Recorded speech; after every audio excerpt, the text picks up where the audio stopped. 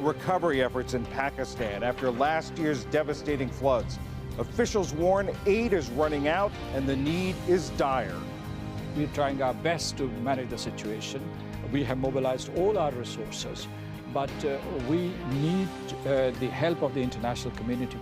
Humanitarian relief efforts in Pakistan from last year's floods. Devastating floods left more than 1,700 people dead and a third of the country underwater. Pakistan is still struggling to recover. UN officials warn that millions remain displaced from their homes and livelihoods as winter sets in. The crisis, they say, will only deepen without more help.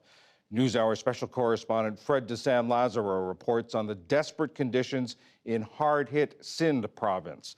His reporting was produced in partnership with the Pulitzer Center.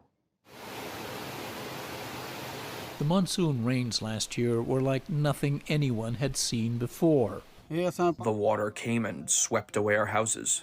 We need help. An early spring ushered in a record-breaking heat wave. In some areas, temperatures topped 123 degrees. Warming global temperatures have also fueled unprecedented glacial melt that has swelled rivers. And when the record-setting monsoon arrived, it dropped nearly twice as much rain as the 30-year average across the country. I don't have anything to feed my family. I lost everything. The violent swells swept away hundreds of thousands of homes and obliterated hospitals, schools, and major infrastructure. It's been leveled out, everything. We've had a huge number of dams which broke down, which did not sustain the flow of water. Road networks, hundreds of kilometers of roads have been wiped out. So you've seen a lot of change here. Scientists and environmental activists like Tawfiq Pasha Muraj, who's worked with the NewsHour on our reporting trips to Pakistan, point to climate change as another factor. Things have gone totally out of sync. Our winters have become shorter. Summers, therefore, have become much broader, hotter. The rains have been more severe. We have major issues with growing our crops. 5 months since the floods, the water remains. Pakistan has made only scant contributions to carbon dioxide emissions, but this nation is one of the world's most vulnerable to climate extremes. Pakistan led the way at the UN Climate Conference, COP27, last November, pushing for the Loss and Damage Fund to help developing nations cope. The cash-strapped government was already facing a serious financial crisis before the floods, which caused an estimated $40 billion in damage. Let us all step up in solidarity and support to the people of Pakistan in their hour of need. But by last month, the UN was only able to raise about a third of the $816 million it sought for relief. Who helps the poor? Everyone comes, takes pictures, and goes. And the UN's World Food Program, which serves some 2.7 million Pakistanis, says it will run out of funds in the next few weeks. For PBS News Weekend, I'm Fred de San Lazaro in Sindh Province, Pakistan. On Monday, the United Nations and Pakistan are to host a one-day international conference in Geneva with the goal of raising about half the $16 billion needed to help survivors and to rebuild. Masood Khan is Pakistan's ambassador to the United States. Mr. Khan, thank you very much for joining us. How dire is the need right now in Pakistan? Give us we saw some of the pictures, but how bad is the need? The situation is very bad. As a matter of fact, I mean, there's a misperception that the two phases of relief and recovery are over. They aren't over. I mean, we need immediate humanitarian assistance, but we also need dire assistance for rehabilitation and reconstruction. So this was the worst climate disaster in Pakistan and one of the worst climate disasters in the world. So we are living with the consequences of that climate-induced disaster, and we need the help of the international community. Their needs are dire. We heard the woman in the tape say that everyone comes, takes pictures, and goes. Do you feel that the global community has moved on, has forgotten about what the situation is? Yes, the world community's attention was at its peak in September or October 2022, But then the attention of the world community, world leaders were diverted. I mean, there's Ukraine, there's attention to the Asia-Pacific region. There are disasters around the world. And there's also this short attention span in the media. We're trying our best to manage the situation.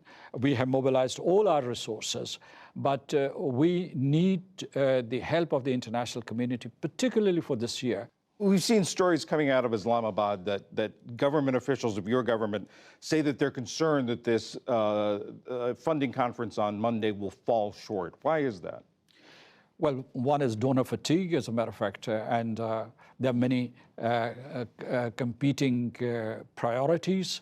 The other thing is that the world has seen many crises. For instance, there was the COVID-19 pandemic, followed by fuel and food hyperinflation all over the world. But still we are hoping that under the leadership of the United Nations Secretary General, and with the convening power of states like the United States, we would be able to get some support. You know, these pledges that are made at the conferences, they do not materialize speedily. That's one of the problems. So we hope that this time we would be able to get pledges for the bulk of the requirements or needs that we have for rehabilitation, reconstruction. And we need this assistance in the next 3 years to build our infrastructure, climate resilient infrastructure, and to preserve what we already have. How satisfied are you with the U.S. response? Not only what the U.S. is doing itself, but sort of galvanizing support around the world? Well, we're grateful to the United States for giving a very generous and prompt response to the humanitarian needs in the initial phase of relief and recovery. They contributed about $97 million within a span of a few weeks. And then the American citizenry was very helpful. I mean, they stepped forward, responded to the climate disaster in Pakistan. Now, the United States has 3 roles, basically. One is direct contribution, and we hope that they would be able to make that and announce a substantial contribution to our endeavor in Geneva. Second is their convening power with other governments and with the international financial institutions, because the United States has influence all over the world. And the third is that it would be a partner in our climate resilient efforts.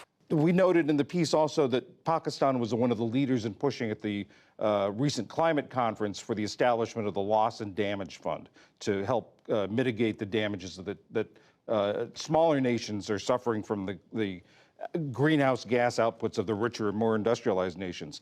There have been similar pledges that didn't materialize. How confident are you that this one is going to play out?